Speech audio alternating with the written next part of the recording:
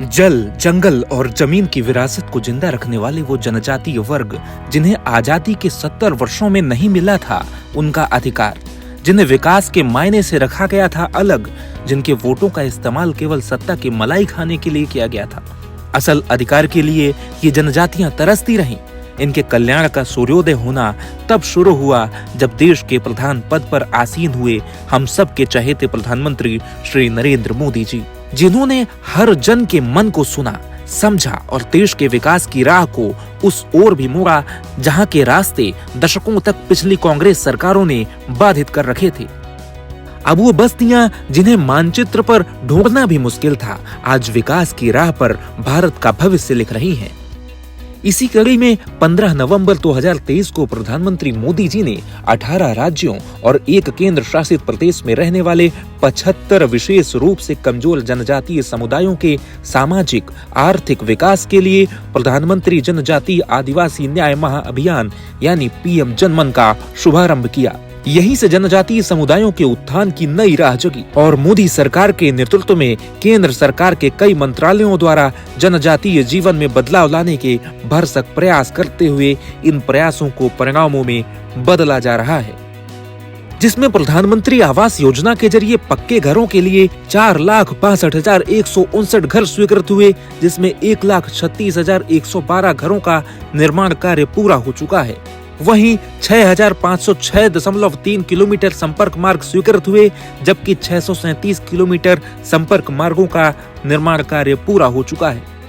हर घर जल योजना की मदद से 18,385 गांवों के लिए स्वीकृति मिली, जबकि 7,406 गांवों तक पाइप के जरिए जल आपूर्ति संभव हुई।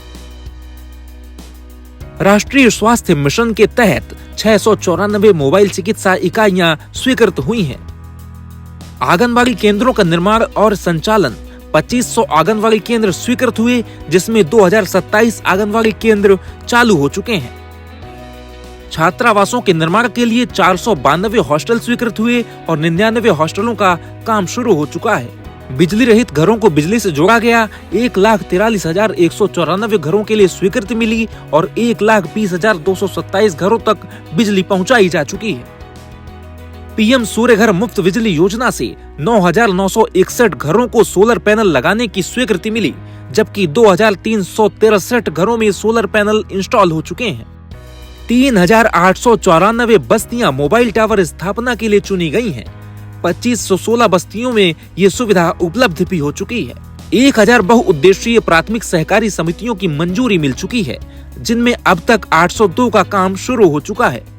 वन धन विकास केंद्रों की स्थापना के लिए 516 वन धन विकास केंद्र स्वीकृत हुए हैं। 332 वन आधारित उत्पादों पर निर्भर आदिवासी समुदायों को स्वरोजगार, मूल्य संवर्धन, प्रशिक्षण और विपणन की सुविधा दी जा चुकी है।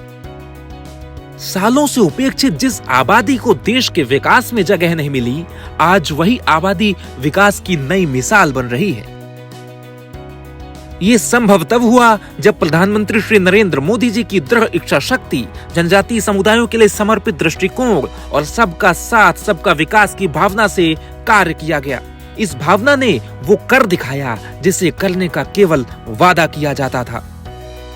पीएम जनमन सिर्फ एक योजना नहीं, ये है आजादी के 75 साल बाद न्याय का पहला सच्चा सूर्योदय, जहां विकास अब पंक्ति के आखिरी व्यक्ति तक पहुंचता है और हर जनजातीय हृदय भारत माता के नाम पर गर्व से धड़कता है, क्योंकि अब भारत का कोना कोना कहता है ये जनमन की सरकार है, ये जनजीवन का नया अधिकार है।